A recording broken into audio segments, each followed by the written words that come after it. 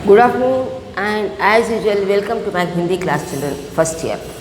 Okay बच्चों, कल मैंने तुमको थोड़ा सा उपसर्ग और प्रत्यय बताया था। थोड़ा सा बताने के बाद again I start my lesson कि उपसर्ग क्या है। मैंने बताया था कि शब्द के आगे कुछ शब्द जोड़ा जाता है, उपसर्ग। एक जो शब्द जोड़ते हैं वो उपसर्ग है। एग्जाम में पूछा जाता है कि इसमें उपसर्ग कौन सा है, या ये सु उपसर्ग या उ उपसर्ग या कुछ उपसर्ग जोड़कर शब्दों को बनाओ, ऐसा भी पूछा जाता है। इजी है, समझने की कोशिश करो। उपसर्ग जो है कल मैंने कुछ एग्जाम्पल भी दिए थे, कु, सु, सुशीला, सद्गुण वगैरह। अब थोड़े निगेटिव बताती हूँ मैं। बेशरम, निर्लज, निडर, अभय, अविश्वास, अनजान वगैरह। तो ये जो है, जैसे हम लोग बताएंगे कि सुशीला, शील यानी कि कैरेक्टर। हमारा लेसन जो था कैरेक्टर जिसका अच्छा कैरेक्टर है, सुशील, she is a very good character की औरत है, लेडी है। सुशील लड़के का नाम है, सुशीला लड़की का नाम है, औरत का नाम है। तो सुशीला यानी कि अच्छे कैरेक्टर वाला लड़का। सु जोड़ने से हमेशा अच्छा रहता है, कु जोड़ने से हमेशा बुरा होता है। निडर, जिसमें डर नहीं है वो लड़का क्या है, निडर है। नी इज़ द उपसर्ग, जिसमें डर नहीं है। बेशरम, जिसमें शर्म नहीं है। शर्म यानी कि एक चीज़ होती है ना, हम हर चीज़ को शर्माते हैं, बहुत से लोग भी शर्माते हैं, बोलने के लिए, करने के लिए एक प्रकार शर्म होती है। और कुछ जो लोग होते हैं कुछ भी बिंदास हो जाते हैं, कुछ भी बोलो, कुछ भी करो, उस पर कुछ असर होता, then will use that word besharam. Be is the उपसर्ग। ओके, उसी प्रकार से और कुछ शब्द में रातें सोचे थे, अभी तो और कुछ याद नहीं आ रहे हैं। और प्रत्यय में तो बहुत सारे शब्द हमको मिल जाते हैं। तो आज का जो हमारा पाठ है, ये पाठ है बच्चों समय पर मिलने वाले। समाज में हमारे साथ में ऐसे कई लोग होते हैं, बात बता देते हैं और उस बात को समय पर आते नहीं। समय पर, अभी मैं यहाँ पर word I add the word, इसको मिलने वाले की जगह पर समय पर आने वाले। हमारे विद्यालय का एक समय होता है, कॉलेज का एक समय होता है। तो बहुत सारे लोग क्या करते हैं, स्कूल में तो कम से कम पनिशमेंट के डर से, शिक्षा के डर से क्या करते हैं, थोड़ा डर के क्या करते हैं, समय पर जाने की कोशिश करते हैं। जब तक 9th क्लास तक है तब तक उनको क्या रहता है कि अरे समय पर जाना चाहिए, प्रेयर अटेंड करना चाहिए, असेंबली अटेंड करना चाहिए वगैरह। और ये तो पनिशमेंट मिलेंगे। और कभी कभी कुछ कारण से वो लोग लेट हो जाते हैं। पर हमारे जो कॉलेज के विद्यार्थी है मैंने अक्सर देखा है कि ये लोग क्या करते हैं, अक्सर लेट आते हैं और आने के बाद में बिंदास आ जाते हैं, लेट आते हैं। इनको कोई बात का डर, चिंता तो शायद नहीं रहती होगी, ऐसा मुझे लगता है। और जब कारण पूछा जाता है बच्चों कभी तक, तो कहते हैं कि नहीं मैडम, मैं आज मेरे पास एक दो स्टूडेंट थे ऐसे, नहीं मैडम मेरे को उठने में देर हो गई। फिर रात को क्या करें, रात में टीवी देख रहा था, किताब पढ़ने के बाद कहते टीवी देख रहा था, मैं पिक्चर देख रहा था, मुझे रात में नींद नहीं आई, ऐसे कारण बता देते हैं। तो कितना एक बार ऐसा लगता है कि यह कुछ कारण है लेट आने का। पाठशाला को हमको मालूम है कि हमारे विद्यालय को हमको समय पर आना है, फिर हम लोग वहाँ पर क्यों इतने केयरलेस होते हैं कि हाँ चलो आएंगे चले जाएंगे, भागते भागते आ रहे हैं, हाफते आ रहे हैं, दम लग रहा है, सीढ़ियाँ चढ़ रहे हैं, आते विश नहीं करते, कुछ नहीं करते, एक्सक्यूज़ मैडम, मैं कमिंग मैडम करते हैं। पूरा क्लास डिस्टर्ब हो जाता है, पूरा क्लास उनको देखता है। तो कितना यानी कि गलत लगता है बच्चों, तुमको नहीं लगता ऐसा? मुझे तो ऐसा लगता है कि ये कितना केयरलेस है बच्चे। और जब आ जाते हैं कुछ ऐसे हरकतें कर रहे हैं कि पूरा क्लास डिस्टर्ब हो जाता है, फिर बच्चे हंसते हैं, फिर पलटते हैं, देखते हैं, बेंच का आवाज़ करते हैं वगैरह वगैरह। पर यहाँ पर ऐसी यानी कि समय पर किसी को बुलाया है और नहीं मिलते हैं, उसका एग्जाम्पल दिया है मैंने। यानी कि हमारे पास समय का कितना इम्पोर्टेंस है, ये मैं तुमको बता रही हूँ। हमेशा समय पर हर काम करो, हर काम समय पर हो जाता है। एक टाइम टेबल बना लो, इसका हम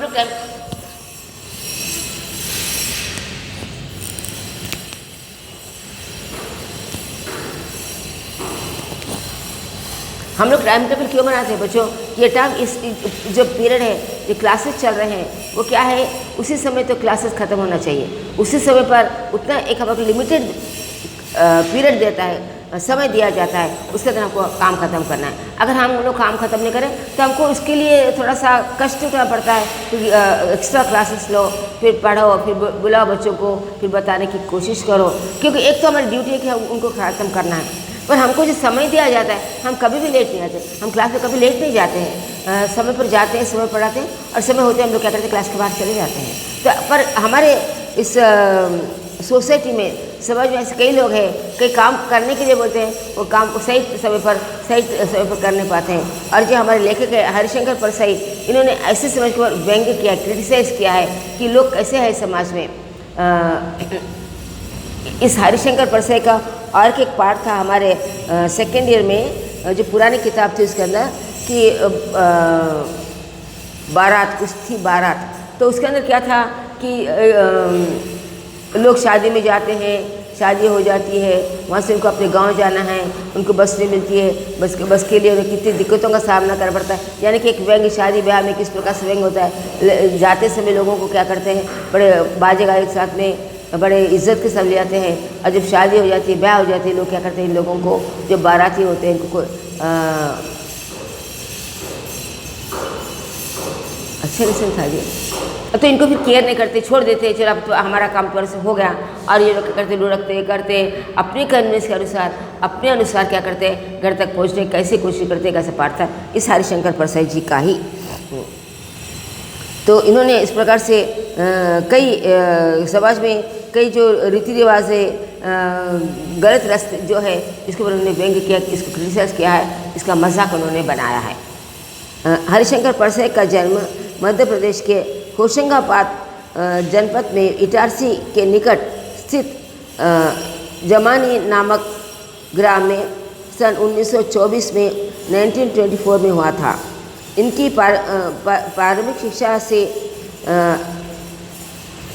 स्नातक तक की शिक्षा मध्य प्रदेश में भी। तदुपरांत उसके बाद इन्होंने नागपुर विश्वविद्यालय से एमए हिंदी की परीक्षा उत्तीर्ण की। इसके पश्चात कुछ वर्षों तक इन्होंने अध्ययन कार्य किया, यानी कि इन्होंने छोटे गांव में शिक्षा प्राप्त की, पर नाम बड़ा कमा लिया। और उसके बाद वे नागपुर यूनिवर्सिटी से उन्होंने एमए किया, और उसके कुछ दिन तक वे अध्यापन यानी कि लोगों को पढ़ाने का काम भी उन्होंने किया है। हरिशंकर परसाई जी ने बाल्यावस्था से ही कला एवं साहित्य से रुचि लेना प्रारंभ कर दिया था। वे अध्यापन के साथ साथ साहित्य सृजन भी करते रहे।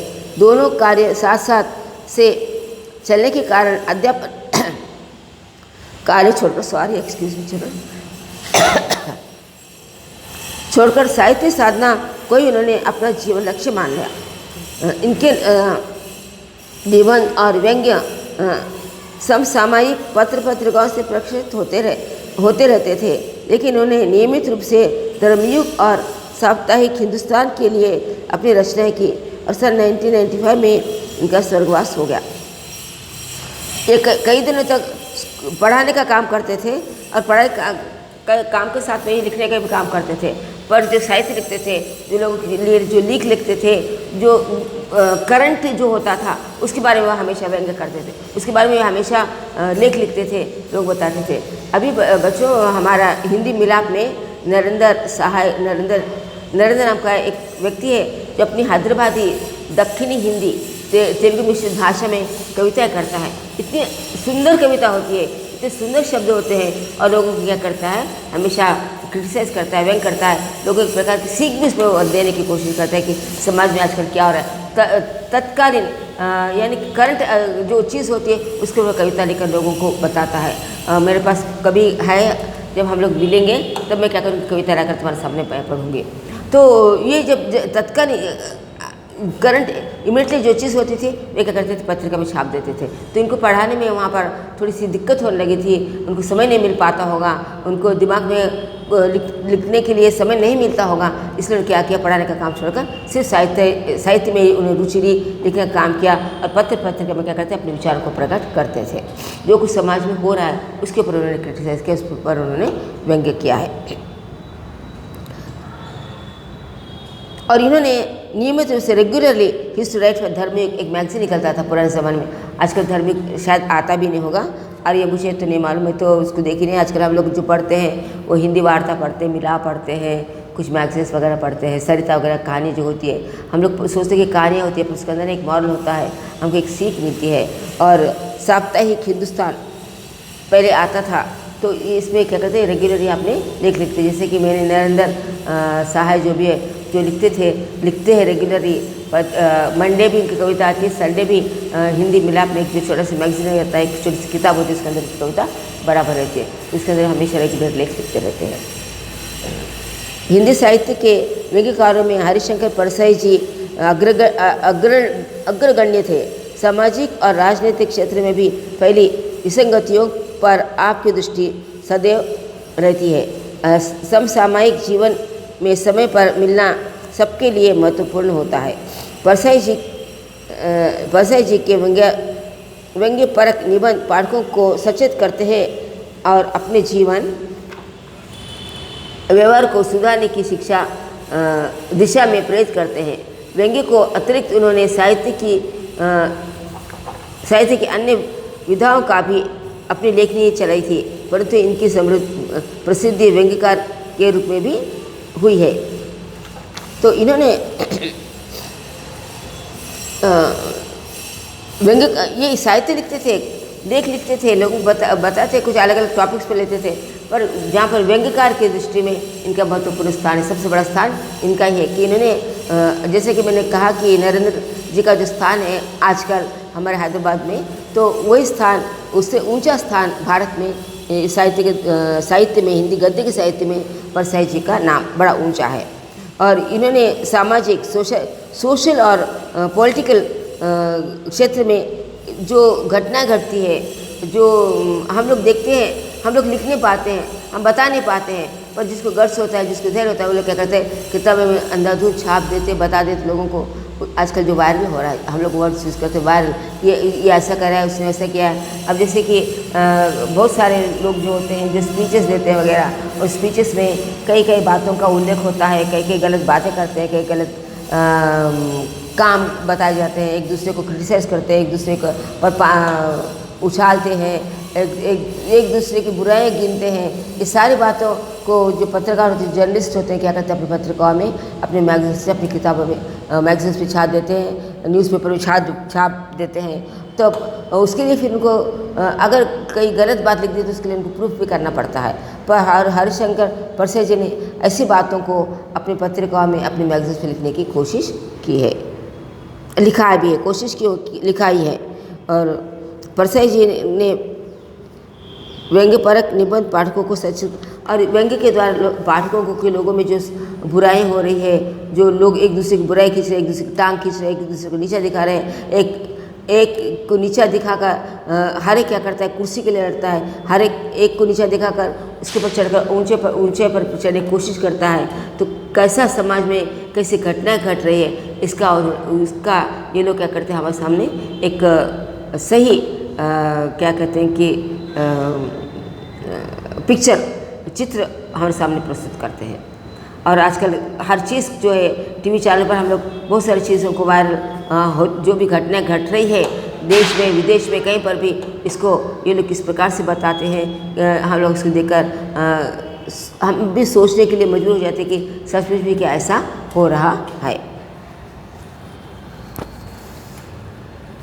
हरिशंकर परसाई जी की कुछ रचनाएं, निबंध संग्रह या निबंध यानी कि निबंध, जिसको बंधन नहीं है, कितने लाइनों तक, कितने दिन पैराग्राफ तक, कितने पन्नों तक इसको लिख सकते हैं। तो इसमें है कि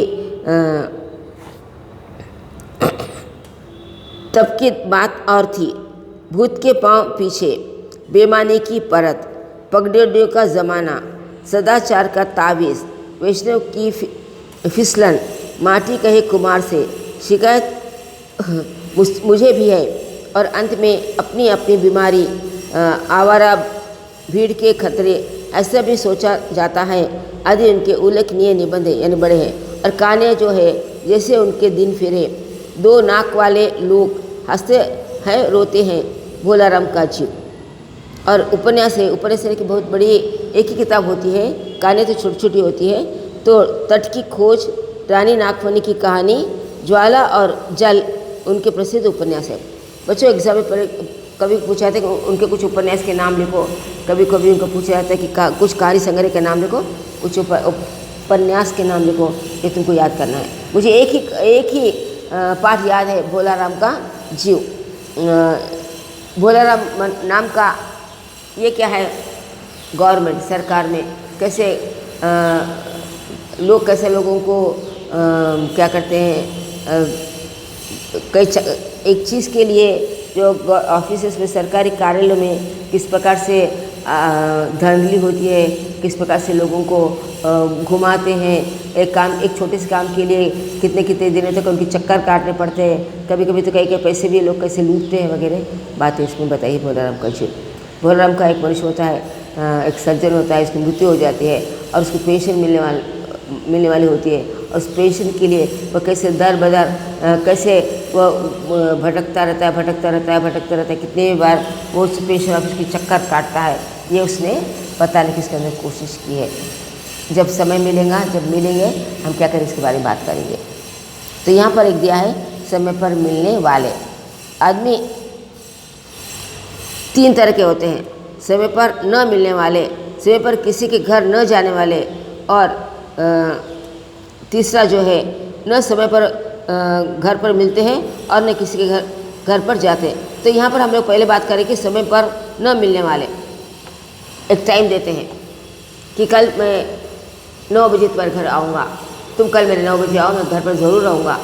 और ये जो मनुष्य है, जो सज्जन है, नदारत, और जो आदमी अगर उसको कुछ काम है, कुछ किस लाचारी से उस घर को जाता है हमको नहीं पता, पर वो क्या करता है, वहाँ जाकर बैठ जाता है, और उसके बैठ जाने से जिसको हम लोग क्या कहते हैं आगंतुक, जो वो जाकर बैठता है और इसका संबंध किससे है क्या किसी को नहीं मालूम, तो घर के सदस्यों को किस प्रकार से असुविधा होती है, इसके जाने का इंतज़ार करते हैं। कभी कभी बच्चों हमारे घर कोई आता है तो हम उससे जब मिलना नहीं चाहते तो अंदर से हम लोग बोल देते हैं कि बता दो कि घर पर नहीं है, ठीक है। तो वो भी इतना ठीक होता है कि कब है, कहाँ गए, कुछ बता कर गए वगैरह प्रश्न पूछता है। और कभी कभी जो नादान बच्चा होता है तो उसको कहा जाता है कि बेटा जाके जो अंकल जी आए ना उसे बता देना कि मैं घर पर नहीं हूँ। तो बच्चा जो है नादान है, नासमझ है, इसको नहीं मालूम ये हेरा फेरी क्या बोलना और क्या नहीं बोलना, बच्चों को नहीं मालूम होता है ना। तो बच्चा जाकर कह जाता है अंकल जी पिताजी कह रहे हैं कि मेरे घर में नहीं है, यानी पिताजी कह रहे हैं कि घर पर नहीं है, इसका मतलब क्या है कि पिताजी घर पर है, बता रहे हैं कि घर पर नहीं, बता दो। अक्सर ऐसा होता है, अक्सर के बहुत बार ऐसा होते ही रहता है। तो ये लेखक ने बताया कि समय पर न मिलने वाले, किसी को समय दिया जाता है कि तुम इस समय पर घर पर आओ, मुझसे मिलो, मैं तुमसे अवश्य मिलूँगा, तुम्हारी बातों को सुनूंगा, पर वो समय पर कभी भी नहीं मिलते। इस बात को उन्होंने बताया। और दूसरे तरीके की कोई क्या करते हैं कि समय पर किसी के घर ये तो क्या है कि किसी पर जाके मिलते हैं, और जो सज्जन घर वाले, जो सज्जन है, जो होस्ट है, वह उसको नहीं मिलता है। दूसरा क्या है कि कोई उस घर में इंतज़ार कर रहा है, उस घर में वो जा रहा है, पर यहाँ ये जो सज्जन है ये क्या कर रहे हैं, उनके घर उस समय पर जाते नहीं, बेचारे इंतज़ार करते करते थक जाता है। और थर्ड है कि समय पर देते हैं, ना समय पर किसी घर को जाते हैं, ना किसी को समय पर घर पर आने के लिए भी कहते हैं, और कभी उसके घर पर जाकर समय पर ना मिलते हैं, ना अपने घर पर कभी समय पर मिलते हैं, ना कभी किसी के घर पर समय पर जाते हैं। तो फर्स्ट वाले के बाद में हम लोग बात करेंगे कि इसके बाद कुछ मुट्ठी भर जीवधारी बसते हैं जो समय पर घर मिलते हैं और समय पर दूसरों के घर भी जाते हैं। सज्जनतावश तब उन्हें भी आदमी कह देते हैं। वह असल में टाइम पीस है। ये घर में रहेंगे तो टाइम पीस देखते रहेंगे, और बाहर रहेंगे तो हाथ घड़ी देखते रहेंगे। हर इन्हें हम बर्दाश्त कर लेते हैं, मगर इसकी चर्चा करना व्यर्थ है। तो उसने कहा कि कुछ जीवधारी, कुछ मनुष्य ऐसे होते हैं कि समय पर मिलते हैं, और समय होता है, समय पर मिलते हैं और उसको दिया जाता है कि तुम्हें 1 घंटे का समय है, वो समय पर देते हैं। जहाँ पर जाते टाइम घड़ी देखते रहते हैं कि मैं किस समय पर जाना है, किस समय पर काम, ये समय हो गया, अभी मुझे यहाँ जाना है।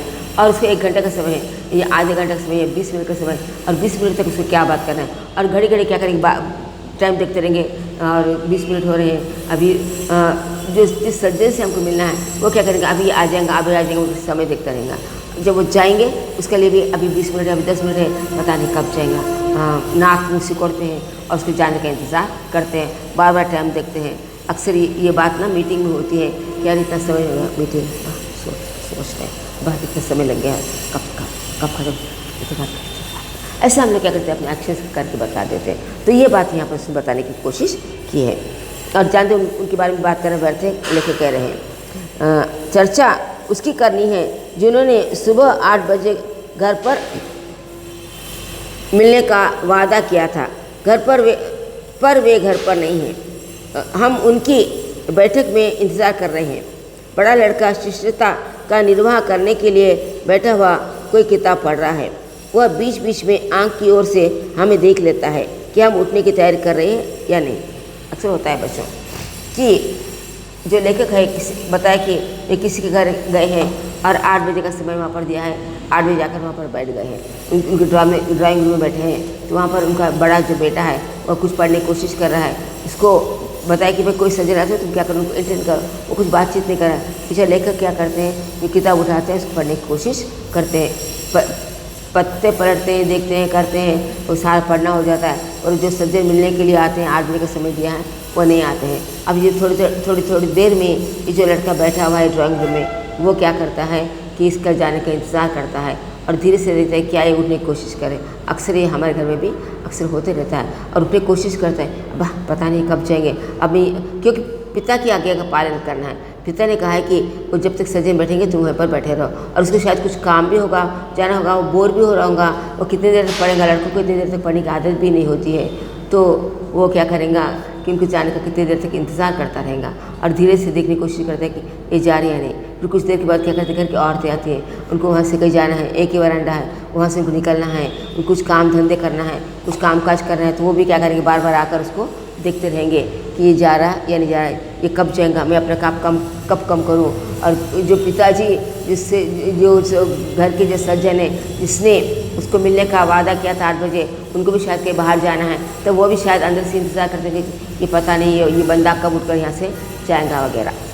और जो बैठा हुआ है उसकी हालत बहुत ही बुरी है कि उठने की तैयारी कर रहे हैं या नहीं। हम तनाव कम करने के लिए उससे कुछ पढ़ाई के बारे में पूछ लेते हैं। फिर हम लोग क्या करते हैं, अपने टाइम पास के लिए कुछ बातें पूछते हैं, बेटा तुम क्या पढ़ रहे हो, कौन सी कक्षा में है, तुम्हारा स्कूल कहाँ है, कितने दूर है, कुछ कॉमन कुछ जनरल क्वेश्चंस जो आगंतुक क्वेश्चन में हम लोग क्या करते हैं, कभी कभी पूछ लेते हैं। तो उससे क्या करते हैं, बात करने की कोशिश करते हैं। फिर कभी खेल के बारे में, कभी स्पोर्ट्स के बारे में, कभी करंट अफेयर्स के बारे में, कभी कुछ न्यूज़ के बारे में हम लोग क्या करते हैं, इसके बारे में डिस्कस करना शुरू कर देते हैं। शायद वो हमारी बात में इंटरेस्ट भी न लेता हो, वो उखड़ा जवाब देता हो, पर हम क्या करते हैं, टाइम पास करने के लिए उससे कुछ प्रश्न पूछते हैं। तुम कक्षा में कितने क्लास में है, तुम्हें कितने मार्क्स आए थे, तुम्हें कौन से स्कूल में कक्षा में कौन फर्स्ट आता है, तुम्हारे दोस्त क्या, कुछ जनरल क्वेश्चन, जो सिंपल क्वेश्चन जो है हम लोग पूछने की कोशिश करते हैं। हम तनाव कम करने के लिए उससे उसकी पढ़ाई के बारे में पूछ लेते हैं, खेल के बारे में बात कर लेते हैं। वह हमारे सवाल का छोटा सा जवाब देता है और हमें लगता है कि हम बच्चे हैं और किसी बुजुर्ग के सामने बचकानी बकबक कर रहे हैं। बस अखबार पढ़ने लगते हैं, समाचार पढ़कर विज्ञापन पढ़ने लगते हैं, बीच बीच में पूछ लेते हैं कहाँ गए हैं। अक्सर होता है बच्चों कि जाते हैं, उससे कुछ प्रश्न पूछते हैं, जो प्रश्न मैंने बताया कुछ आगंतुक तो प्रश्न पूछ लेते हैं, जो नहीं पूछना चाहिए वो प्रश्न भी हम लोग पूछ लेते हैं और वो जवाब देता है व्हेन इज़ नॉट इंटरेस्टेड। जब उसको जवाब देने में कोई क्या कहेंगे दिलचस्पी नहीं है, तो कुछ छोटे छोटे जवाब देकर क्या हो जाए, चुप, हाँ नहीं हाँ ऐसे कुछ ऐसे जवाब देता है। फिर हम सोचते कि अरे मैंने जो पूछा था शायद वो इंटरेस्टेड नहीं है। हम क्या करते हैं, उसको रोकने की कोशिश वहाँ पर करते नहीं, छोड़ देते हैं इसको। फिर हम क्या करते हैं, फिर से और कुछ मैगजीन लाकर पढ़ने की कोशिश करते हैं, जो नहीं पढ़ना चाहिए वो भी पढ़ लेते हैं, सारे पेपर भी पढ़ लेते हैं। हमारा भी इंटरेस्ट उतने देर तक पढ़ने में नहीं लगता है। फिर क्या करते हैं, विज्ञापन एडवर्टाइजमेंट भी हम लोग देख लेते हैं और बीच बीच से कभी कभी प्रश्न पूछते हैं कि अरे कहाँ गए तुम्हारे पिताजी, कब आएंगे सॉरी, कब तक क्या कुछ बता कर गए हैं, वगैरह कुछ कुछ प्रश्न बीच बीच में हम लोग क्या करते हैं, पूछ लेते हैं।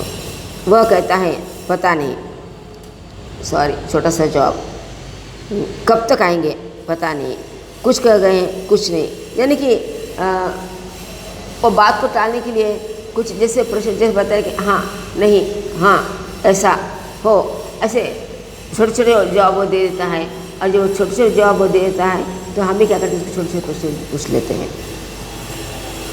हम फिर अखबार पढ़ने लगते हैं। लड़का उठता है, वो चाहता है कि हम उठे, मगर हमें ज़रूरी काम है। पर जो सज्जन बैठे हैं, जिससे उस सज्जन से मिलना है, वो मजबूरी के कारण वहाँ पर बैठा हुआ है। लड़के को अरे ये क्या आगंतुक आकर बैठ गया है, ये कब उठ कर जाएगा, ऐसे सोचते रहता है। पर जब उठने का नाम लेते हैं तो वो मन में उब जाता है, खींच जाता है और सोचते कि पता नहीं आदमी कब उठ कर चले जाएगा। पर हम उठने का नाम लेते क्योंकि हम मजबूर हैं, हमको अपना काम करवाना है, हम अपने काम के लिए वहाँ पर आए हैं और हमारा उनसे मिलना ज़रूरी है। आज जब टाइम दिए, इसके बाद वो पता नहीं वो कब टाइम देंगे या नहीं भी देंगे। भीतर औरतें परेशान हैं, उनका बाहर स्वतंत्रता से निकलना बंद है। अक्सर औरतों को बाहर आने जाने में दिक्कत होती है, क्योंकि अगर तो बैठा तो औरतें घर के बाहर अंदर कुछ भी नहीं कर सकते हैं, बात भी नहीं कर सकते, लड़ाई झगड़ा भी नहीं कर सकते।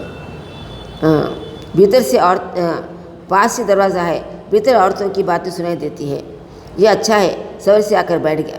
अक्सर होता है ना बच्चों, तो एक दूसरे वाह कब जाएगा, कब से आकर बैठा है, जाने का नाम नहीं ले रहा है, ऐसा। तो यह अच्छा है कि सुबह सवेर आकर बैठ गया है, तो उठने का नाम ही नहीं लेता। अरे यह कह दिया कि घर पर नहीं तो जाता क्यों नहीं, है कौन ये, अरे वही है, क्या नाम है उसका, कुछ काम धाम है नहीं, तो यहाँ बैठे यहाँ वहाँ बैठे। तो औरतों की बातें जो हो रही है, औरतों की जो कानाफूसी हो रही है, तो कहते हैं कि चाहता नहीं है कि सुबह से काम नहीं है, क्या इसको काम धंधे नहीं है, अगर हमारा काम खराब करा। अक्सर हमारे साथ भी ऐसा होता है। और अरे फिर है कौन, अरे वही यहाँ बैठता है वहाँ बैठता है, इसको काम धंधे नहीं है, अपना टाइम पास करता है। और जब बोल दिया ना कि नहीं है तो उठकर चले जाना, नहीं क्यों नहीं जाता है उठकर, हम लोग खींच कर ऐसे बातें अक्सर करते हैं। जो हमको जो आदमी पसंद नहीं आता, हम उसको टालने की कोशिश करते हैं। पर इनकी भी तो आदत है कि जिस चीज़ को कह देते हैं कि घर आना, इनकी यानी कि पुराने ज़माने की औरतें अपनी पति का नाम लेती थी, कहते कि अब ये इनकी भी एक बुरी आदत है कि लोग कहते हैं कि आ जाओ मैं मिलूँगा, और जब आते हैं तो उससे मिलते भी नहीं हैं। हमारा चेहरा लाल हो जाता है, कान की लोरियाँ जलने लगती है, मगर हमें ज़रूरी काम है।